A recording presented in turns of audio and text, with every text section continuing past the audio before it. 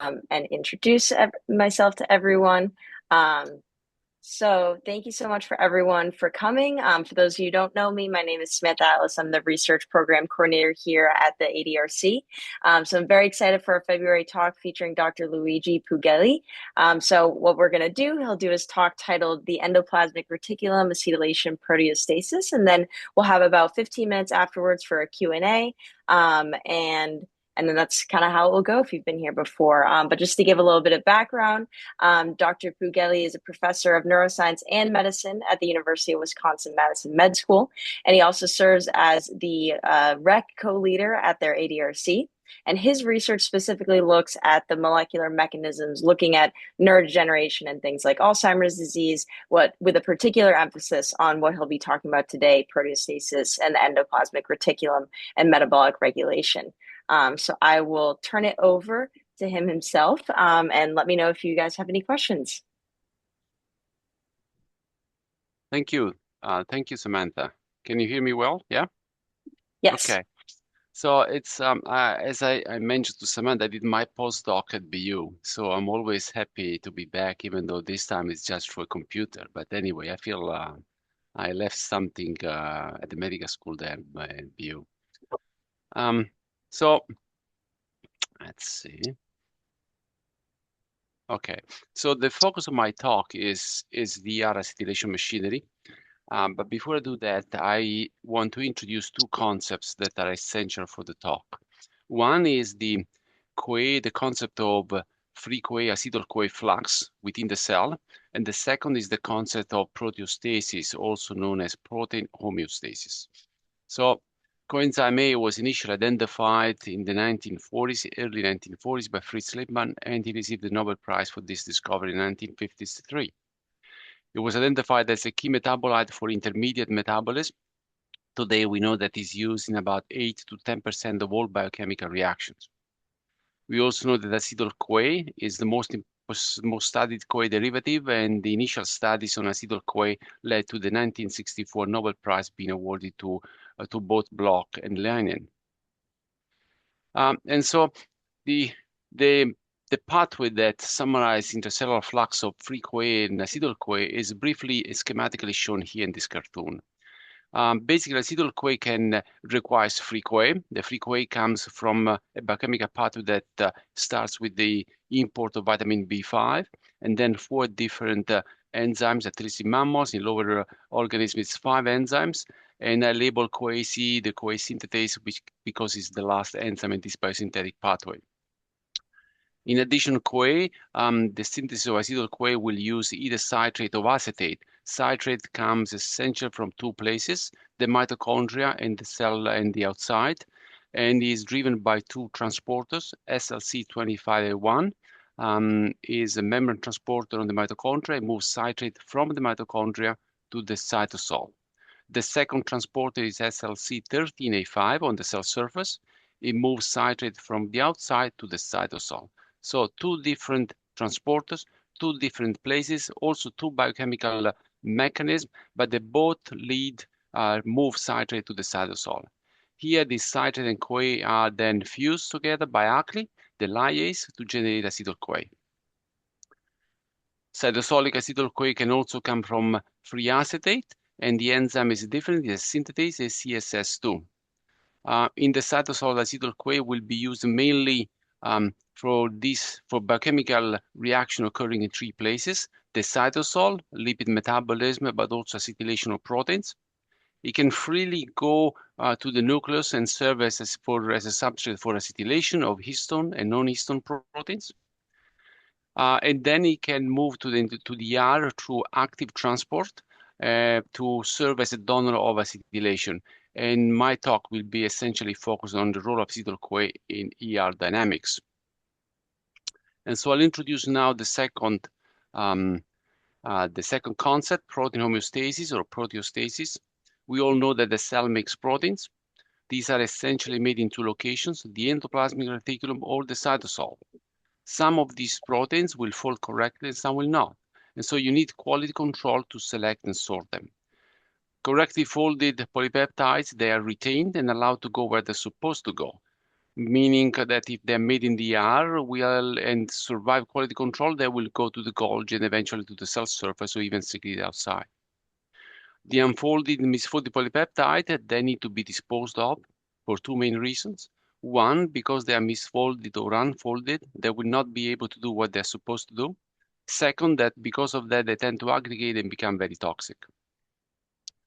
With that in mind, George Palade, who received the Nobel Prize in 1974, was the first to realize that most of the ribosomes, and today we know even mRNAs, are attached to the ER membrane. 75% of all protein biosynthesis occurs on the surface of the ER. About 50% will be released in the cytosol and become cytosolic proteins. The other 50 will either insert in the membrane or be released in the lumen of the ER and become ER cargo proteins. And they can stay there, or eventually, if they survive quality control, move to the Golgi apparatus, etc., etc.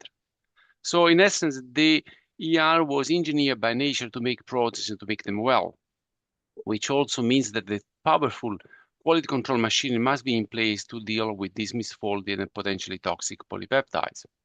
And so, with that in mind, between 2007 and 2010, we identified the ER acetylation machinery. It includes three ingredients. One is a membrane transporter AT1, also known as SLC33A1. It moves acetyl-CoA from the cytosol into the lumen of the ER. Here, this acetyl-CoA is used by two acetyl transferases, ATS1 and ATS2. They are type 2 membrane protein. The catalytic domain is the lumen of the organelle. They will transfer the acetyl group from the donor, acetyl-CoA, to the lysine residue of a nascent glycoprotein. As they do that, they generate free CoA. This free CoA goes back to the cytosol through AT1. So AT1 is an anti-porter, sort of a revolving door. It moves acetyl-CoA in and free CoA out. Now, there are essentially in mammals two well-characterized forms of protein acetylation, N-terminal or N-alpha acetylation, and lysine or N-epsilon acetylation. My talk will focus on this, a modification of the lysine residue on the amino end within a protein. So you can see right away that this is really a small modification, a 2-carbon unit attached to the amino end of one amino acid within a longer protein. And still, you'll see in a moment, is essential for life. So with this introduction, I basically connected a metabolic event that affects a very fundamental molecule, metabolite, and that happens essentially in the cytosol to something that is happening in the ER and requires a transporter and two acetyl transferases. We also know that if the protein is acetylated, we leave the ER for the Golgi apparatus, where the acetyl group is removed. So it's added here and then removed in the Golgi. Basically, we have connected the intracellular flux of a key metabolite to something that has to do with dynamics of the secondary pathway. And I want you to remember this concept. It will be important later on. So when we discovered the acetylation machinery, we immediately asked one fundamental biochemical, or you can say biological question. Why do we need to modify lysine residue in the lumen of the ER? To address that question, at least to begin addressing that question, what we did is we resolved the first ER-specific acetyl-proteome. It was in 2012. This was a postdoc in my lab who now is an associate professor. The question we want to answer was very simple. Which protein is acetylated in one or more lysine residues? We found about 150 proteins being modified. 60% of them are ER transiting proteins. These are proteins that are made in the ER and then they move elsewhere. Cell surface, lysosome, Golgi, or secreted outside. They're trafficking proteins. The other 40%, however, were ER resident proteins. And when we look at these proteins specifically, we found them involved in a lot of stuff that has to do with making new proteins, ensuring folding of the protein, ensuring quality control of this protein. So bottom line is that the ER acetylates both resident and transiting proteins, and quality control seems to be quite relevant. 40% of these proteins are actually involved in quality control. Then we moved ahead from that question, and we built so far 19 different unique mouse models.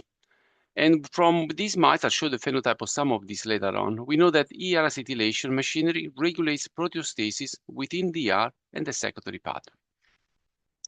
Essentially, it does two important things, two fundamental biological activities of the ER. One is the ability of the ER to select correctly folded polypeptide and ship them to the Golgi, so engagement of the secondary pathway. The second is the ability of the ER to dispose of toxic protein aggregates that form in the ER. So autophagy, ER-specific autophagy. I'll talk about both of these things. First, secondary pathway. What we've learned is that the ATAses collaborate with the OST. If you pull down the ATAses, you get 5 members of the oligosaccharyl transferase. If you do proximity ligation assay, you see that these ATAses are really close to the OST. The OST is a multi-enzymatic, multi-subunit large complex that is responsible for N-glycosylation of nascent glycoproteins within the lumen of the ER. The OST will transfer a preformed oligosaccharide chain from the dolicol pyrophosphate, which is the DON, to the asparagine residue. And that is an important issue here. The glycosylation is a co-translational event, occurs when the protein is still unfolded. It is co-translational because there is a consensus motif. In other words, the OST knows which asparagine residue is supposed to be glycosylated and which asparagine residue is not supposed to. The ATAses is a post-translational event. There is no consensus motif. The ATAses can recognize structure, 3D features of the protein, do not recognize the lysine residue when the protein is unfolded. That led to a third finding, that N-epsilon lysine acetylation requires N-glycosylation. So if you mutate the asparagine residue that is been modified, you prevent glycosylation and you also prevent acetylation. However, N-glycosylation does not require lysine acetylation. If you prevent acetylation by mutating the lysine residue, glycosylation still goes on. So first you have glycosylation, a second acetylation. What we also learned is that acetylated proteins move on and so can engage the secondary pathway. Non-acetylated do not. And so what seems to happen is that the acetyl group serves as a positive marker for corrective folded glycoproteins. And these results are summarized in this cartoon. Here on the right, you have a correctly folded polypeptide. It was glycosylated. Because it's correctly folded, it's recognized by the ATAses. It becomes acetylated, engages the secondary pathway, can move to the Golgi. On the left part you have of the cartoon, you have a misfolded polypeptide, can still be glycosylated by the OST. But because it's misfolded or unfolded, is not recognized by the ATAses, is not acetylated, cannot go to the Golgi apparatus. So a positive marker for corrective folded glycoproteins. So how important is this for life? And so I'll just move to a second part of the talk, which is diseases in mice. The first thing we did, we were interested in what happens as a function of age. You look at the message of the AT1, ATAS1, ATAS2 in normal fibroblasts from humans across lifespan. And what we found is that AT1 is upregulated in age-dependent fashion, while the ATAses are not. AT1 moves acetyl-CoA into the lumen of the ER, but these two enzymes are allosterically regulated. So more acetyl-CoA in the lumen of the ER will activate the enzymes. That was aging. Then we looked at late onset Alzheimer's disease. These are post-mortem studies and compared to age-matched control. And we found upregulation of both AT1 and ATAses at the mRNA levels. So during aging, only AT1 goes up. In Alzheimer's disease, both AT1 and the ATAses go up. We confirmed the ATAs data using immunofluorescence, and this is the staining of the ATAses in the normal brain. You can see it's mostly neurons. When you compare late onset AD brains with to age-matched control, you also see increased levels of the ATAses. So not only the mRNA go up, but also the levels of the protein. And then something changes. We found mutations. Mutations were identified, and we started working on these mutations. First of all, loss of function mutation AT1 were found in humans. Heterozygous mutations were associated with the peripheral form of neuropathy, hereditary form of spastic paraplegia.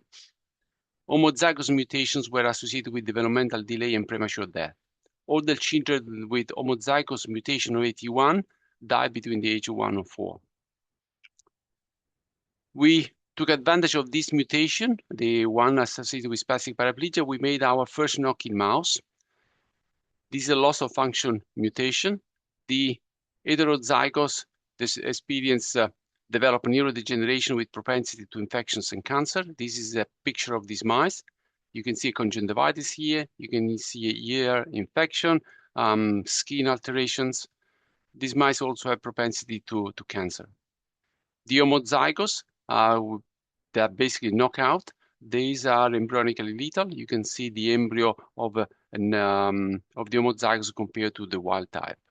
And the embryonic lethality happens very early. Mutations were also identified in the ATAses, stop codons, both in ATS1 and ATS2. However, no disease association was identified, suggesting that at least humans can live with just one ATase, which means these two can compensate for each other. We generate knockout mice with ATS1 and ATS2, again, normal lifespan, so one ATase can compensate for the other. What we observed is an increased activation of ER-specific autophagy, which is what we expected. And I'll go back to this paper later on. So from the knockout mice, we know that one ATase is sufficient for life. The ATases share biological functions because they can compensate for each other. However, they have largely different substrates at the lysine and protein levels. If you look at proteins that engage at the secondary pathway or proteins that do not engage at the secondary pathway, you can see the overlap is quite small.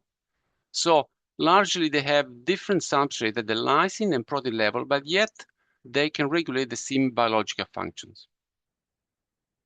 And after that, gene duplication events were identified in each of these targets that I mentioned before that have in blue. So duplications here, duplications of here, the acetylation machinery were associated with autism spectrum disorder, intellectual disability, and progeria-like dysmorphism. And these duplication events are all identified, are all listed in the National Organization for Rare Disorders, which means that the hyperactivity of this pathway that we have just identified and connected leads to the same form of rare diseases. Sometimes these duplications are perfect. In case of AT1, you have just a duplication of AT1. Sometimes these duplications encompass more than one gene in the case of ATases. So to prove disease association, you have to make the mouse. And so we made 19 mouse models. In black, those that we published, in blue that we are still working. And you have knockouts, you have knock-in, but you also mice overexpression. You can see an N or an S. N means neuron, so it's a neuron specific, forebrain neurons, specific overexpression. S means systemic, so a systemic overexpressor. I'll show you some of these phenotypes.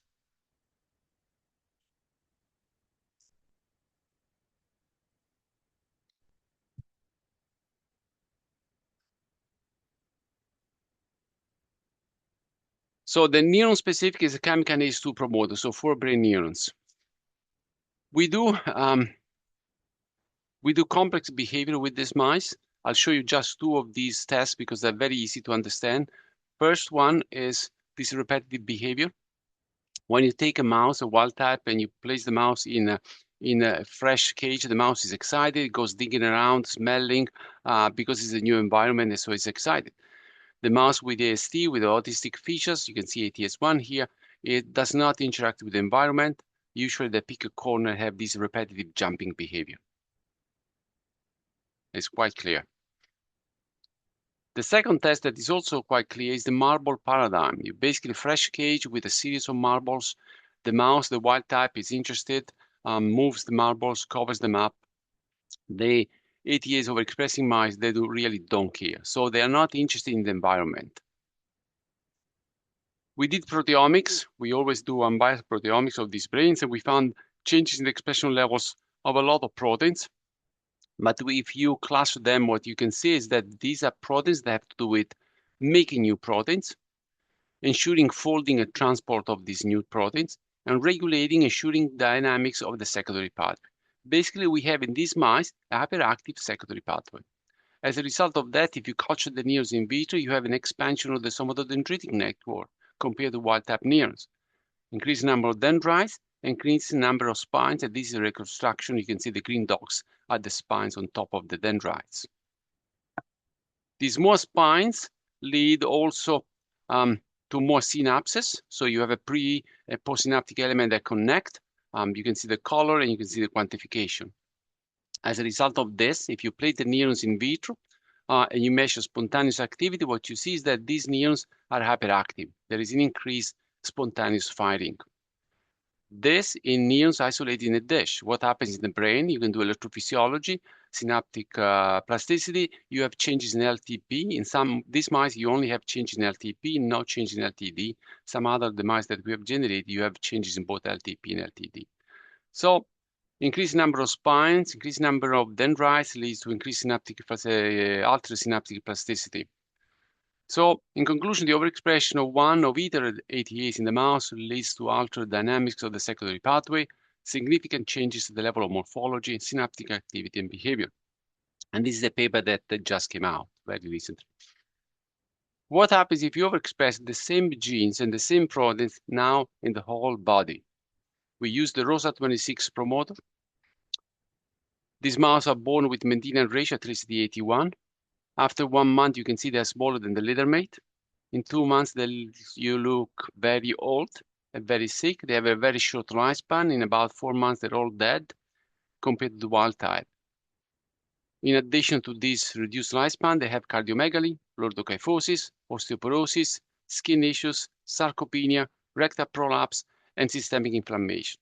Basically, they have developed a progeroid phenotype, which is similar to what is described in the patients with the same duplications. This was 81. We recently made the ATS1, ATS2 overexpression. You can see the same progeria phenotype. There are some differences among these models. For example, this has Mendelian ratio, which means overexpression of AT1 during embryogenesis does not affect development. However, these guys are embryonically lethal, which means if you overexpress at conception, the embryogenesis somehow the development stops. And so we had to overexpress these two genes at birth. So there are some differences. However, they all develop a progeria phenotype. Some of the features from the ATS2 STG, the skin, you can see there is complete alteration of the skin histology. You don't need to be a pathology to understand this. You have rectal prolapse, loss of bone density.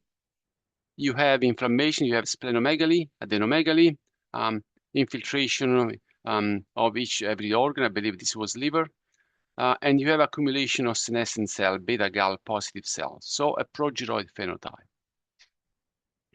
And these guys have a lifespan of about 2 or 3 months. So what we learned from all these mice is that ER acetylation is as important for life, even though it's a very small modification, as I pointed out at the beginning. And we also learned that the mice mimic associated human diseases. So I show you this pathway, and I told you that the proteins are acetylated in DR, they move to the Golgi, and the acetyl group is removed. And so the question is why? Now we know that it's important to add this acetyl group because otherwise you have severe diseases. But why do we need to remove this acetyl group? And remember that if nature went all the trouble to put a transporter to transferases and deacetylase here, it means that somehow this must be important. We still don't know why. So it took us 20 years, but finally we have the Golgi-based deacetylase. We couldn't answer this question without the deacetylase. It took us 20 years. It's a type 2 membrane protein, one single transmembrane domain, the globular domain facing the lumen of the Golgi apparatus. Has 2 zinc binding motif, which is similar to other class 1 and class 2 deacetylase. One of these motifs behaves as a C3H1 motif. It binds zinc. It seems to be a structural motif. The second one is an H2D1 motif, so it seems to be also binds zinc, and this seems to be the catalytic motif. The global inhibitor of the acetylase TSA inserts into this domain, so proving that this is actually the catalytic domain, and this seems to be a structural domain. If you purify the GDAC, this Golgi-based deacetylase, you measure activity in vitro. In a test tube, you have activity. If you treat them with the global deacetylase inhibitor, the activity goes away. So it is a deacetylase also in vitro. If you mutate one of these sites, you also abolish the activity, and therefore it is a zinc-based deacetylase in vitro. What happens in vivo? We made the knockout. This is the activity, the Golgi, the acetylase activity in the Golgi of the wild-type mouse. Heterozygous mice, you have a 40% decrease in activity. In the complete knockout mice, you have almost an 80% activity. There is some residual activity, which means one is probably leakage or a leaky system, or two, there is an addition of the acetylase. Importantly, there is no change in the acetylase activity in the nucleus. So this is specific of the Golgi apparatus. We know that GDAC knockout mice display behavioral changes with altered neuronal activity, similar to the NTG mice that I showed you before. However, they have a normal lifespan, even though these are global knockouts, and do not develop progeria features. So it's not as severe as the STG mice that I showed you before. From this, we know that ER acetylation is more important than Golgi deacetylation, at least when it comes to quality control, and this was somehow expected. However, there is still the question. Acetylation in the ER, deacetylation in the Golgi, why? And we're still trying to address this at the mechanistic level. And we have some good preliminary data. The last part of the talk that I want to discuss here is therapeutics, which has to do with this other part of the cartoon that I showed you before, ER-specific autophagy. What do we know? Okay, I should say that all autophagy core proteins are in the cytosol, with one exception. ATG9A is membrane bound, is made in the ER, glycosylated in the ER, and then moves to other locations. ATG9A, the only membrane bound autophagy protein, is acetylated in the lumen of the ER in two lysine residues. Second, we know that when ATG9A is acetylated, it is bound to calreticulin on the luminal side, the lumen of the ER, and is also bound to this heat shock protein HSPB1 on the cytosolic side, here on the other side of the lipid bilayer. Inside, outside, there is a spatial limitation here. We also know that under this condition is not bound to FAM134B, which is a receptor for autophagy machinery. When non-acetylated ATG9A is not bound to calreticulin anymore, you can see here, is not bound to HSPB1 anymore in the cytosol. It's only, but however, this condition is bound to FAM134B. You can see in the cartoon. When acetylated, there is no autophagy, left part of the cartoon. When non-acetylated, there is autophagy. So here we have ATG9A acetylated is bound from calreticulin, and because of that is prevented from interacting with FAM134B. 50% of the protein of ATG9A is facing the cytosol, is unstructured, has a LC3 beta binding domain, however, under this condition is blocked by this heat shock protein. When non-acetylated is released by calreticulin, it can bind with FAM134B. This interaction presumably dislodges the HSPB1, and now there is a change in the conformation of the carboxy end and activates LC3 beta. It basically is calling the autophagy machinery on the ER. We believe there is a conformational change that is important on the carboxy end that will expose this yellow domain, which is the domain that is required to activate LC3 beta and activate autophagy on the surface. I like this because it's showing you how an ER luminal event can be translated on the cytosol. I always tell my students and postdoc that these are biological questions that need to be addressed before doing any other experiment. Why is this important? I told you that the ER makes protein. Sometimes these proteins fold most of the time, but sometimes they misfold. And so you need to dispose of them. And so the ER has what is referred to as ER associated degradation machinery. And there is a type 1 and type 2 degradation machinery. Type 1, type 2 ERAD. Type 1, you have a single misfolded or unfolded polypeptide. Because it's just one protein, can be shipped across lipid bilayer back to the to the cytosol. Someone try to ask a question? No? Okay. So there is a mechanism to move this protein, misfolded protein, to the cytosol, where it receives ubiquitin and then goes to the proteasome, ARAD1. This translocation process cannot occur with protein aggregates, and therefore you have to surround them with a membrane bilayer merged with the lysosome and have ER autophagy, ER type 2. Autophagy allows the cell to dispose of misfolded potentially toxic polypeptides. And autophagy is an active target for biomedical research. The problem is that there is an urgent need to ensure selective activation of autophagy, which means that if the protein aggregates in the ER, you need to activate autophagy on the ER, not on the mitochondria, not on the cytosol, not on the nucleus or peroxisome. This to avoid unwanted effects caused by global activation of autophagy. And you can do this only by identifying receptors that allow you to activate autophagy in that organelle. And this seems to work as the ideal receptor for ER-specific autophagy.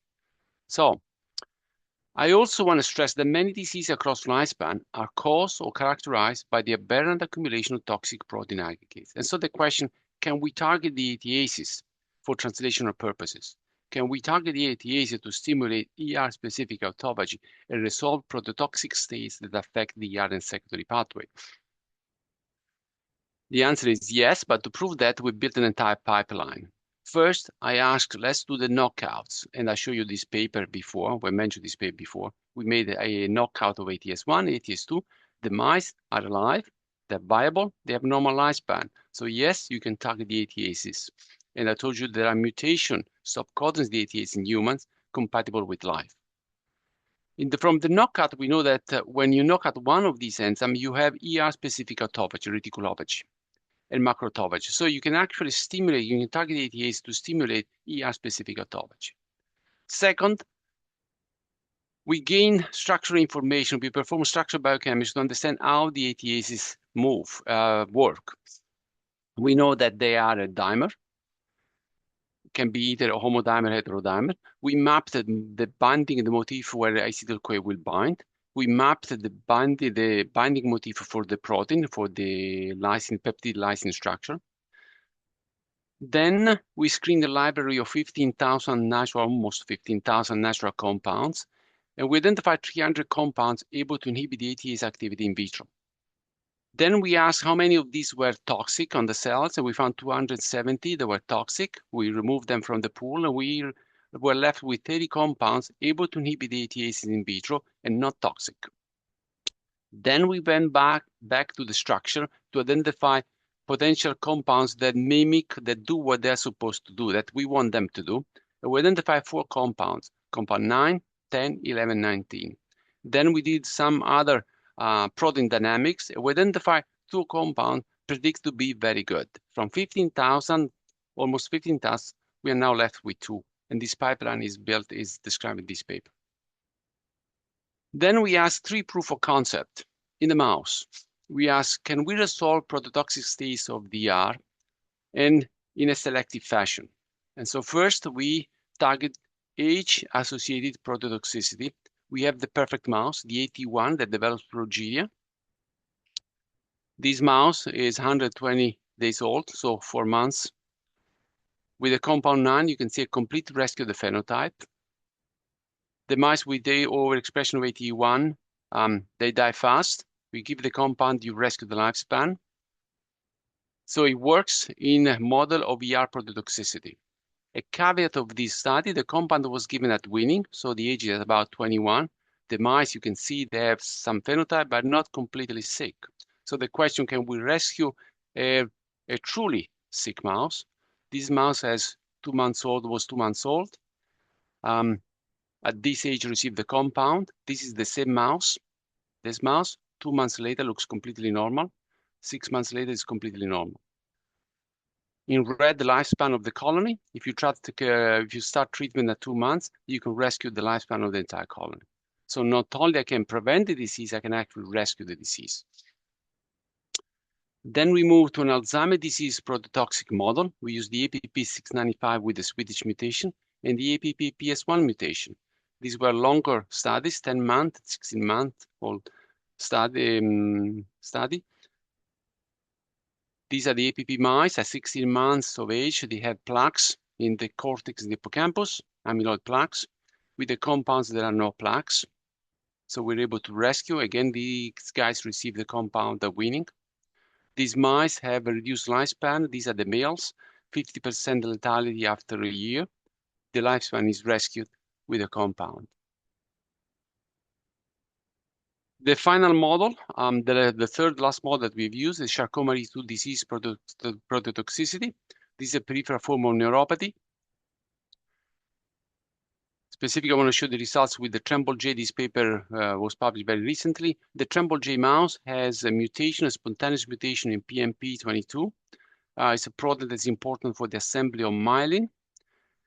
If you place the mouse upside down, you basically suspend the mouse with the tail. The wild type is able to open the legs. The Tremble J is unable because of the peripheral neuropathy. If you treat it with the compound, the mouse regains the ability to open the legs. If you use the ataxia score system for ledge wall, suspension, and gait, you can see the wild type score at 0, which means they are completely normal. These mice score 8. They have a very severe phenotype. If you look at these mice, they tremble. That's why they have tremor. That's why they're called tremble, and they don't move at all. You can see the phenotype is quite severe, both males and females.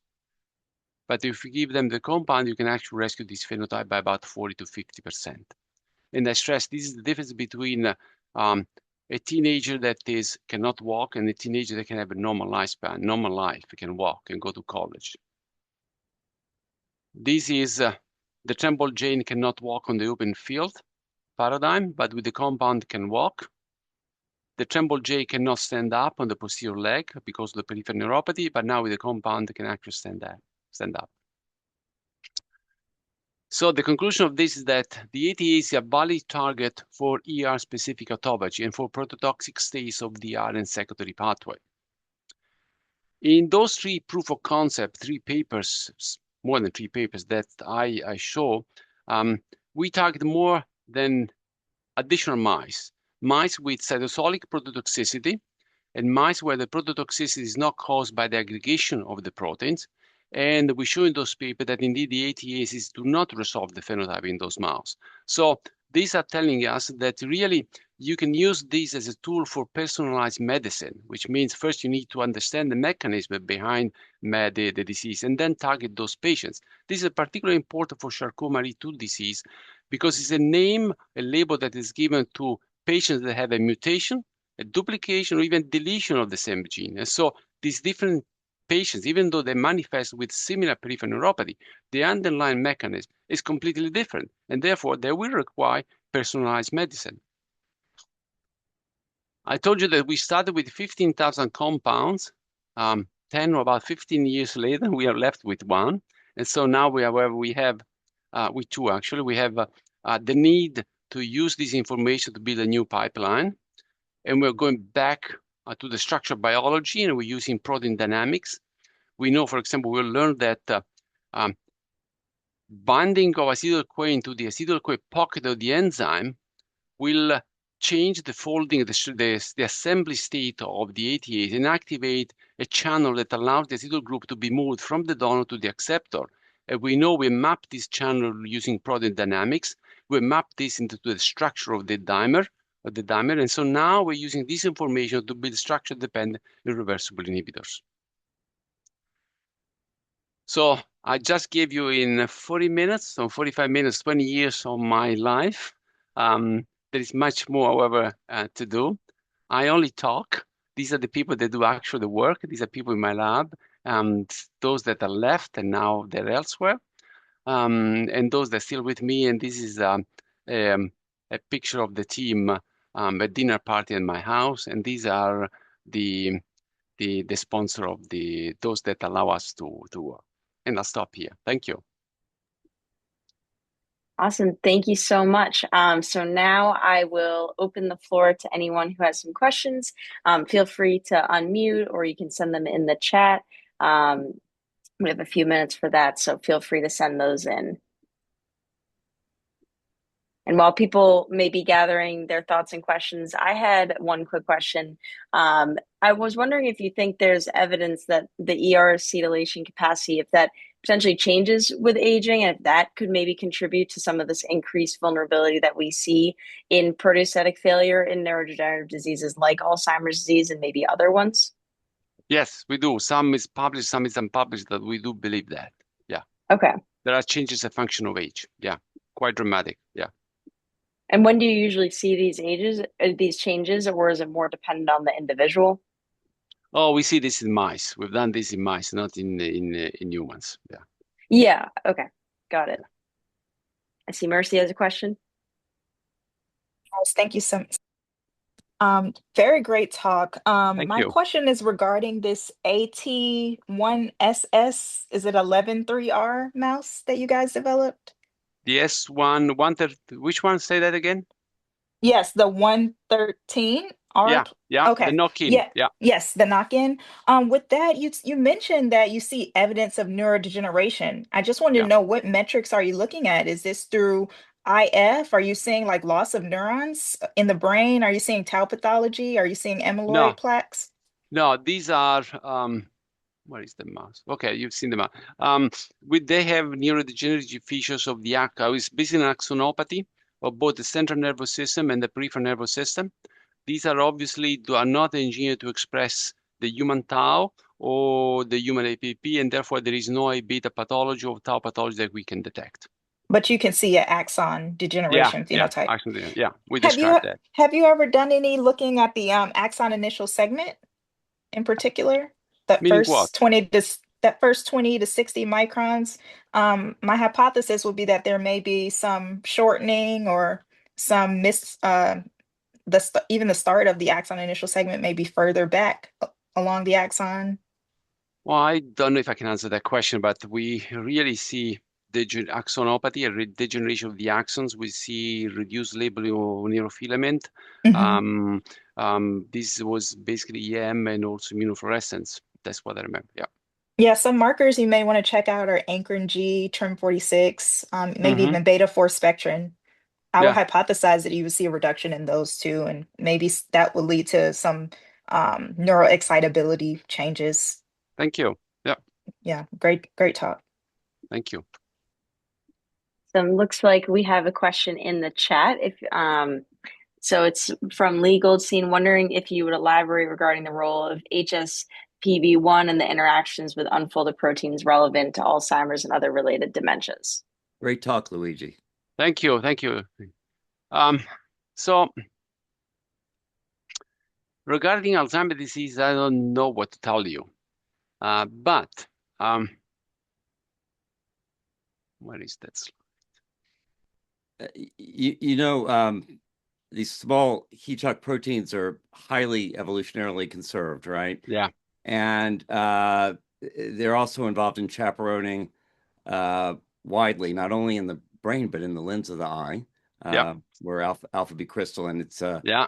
homologue, go back to the lens days. Yeah. And I'm just wondering, free associate, what's going on there? So what we know is, well, first of all, Or what these might be going on? What might be going on? Yeah. Can I share again this thing? Share.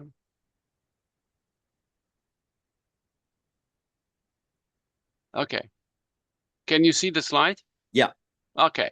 So what we found is that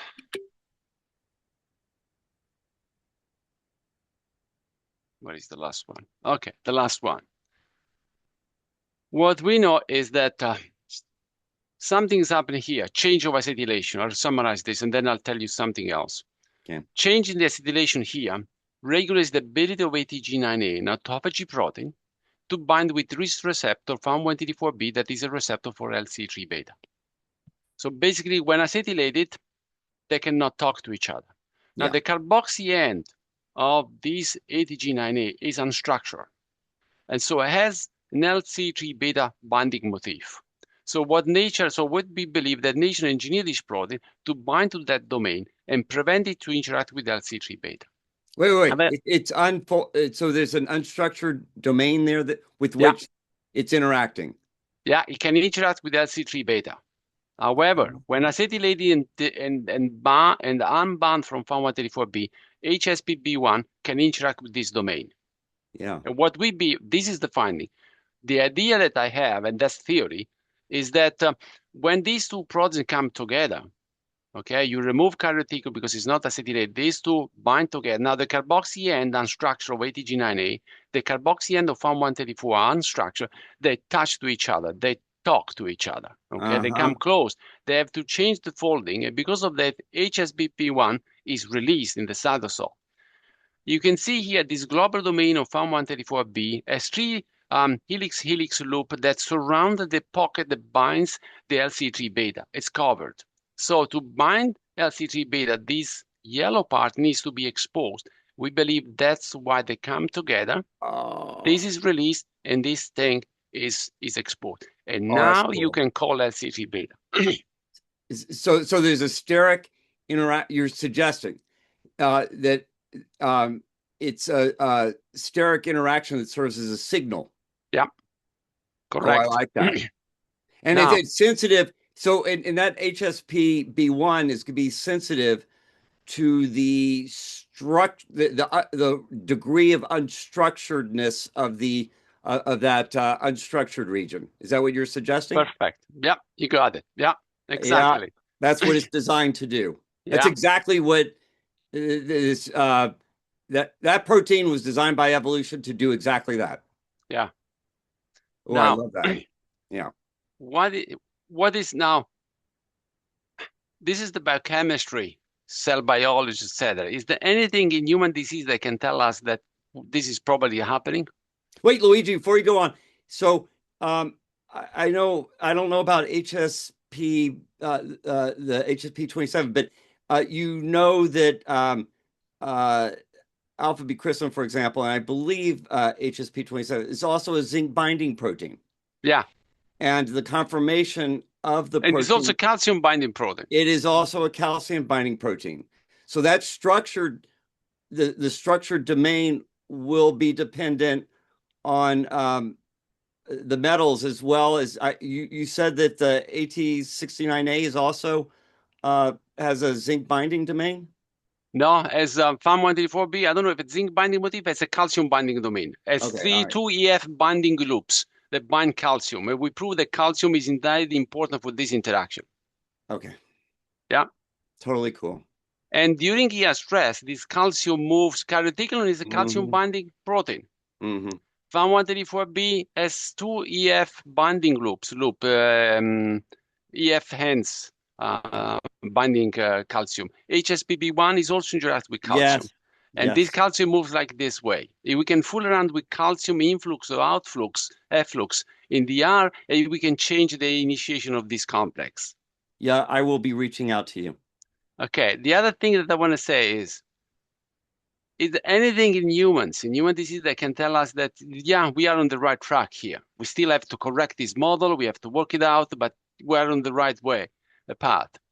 Well, mutation in FAM134B, peripheral neuropathy. Mutation HSPB1, peripheral neuropathy. Mutation in ATG9A, peripheral neuropathy. So it's telling you something. Okay?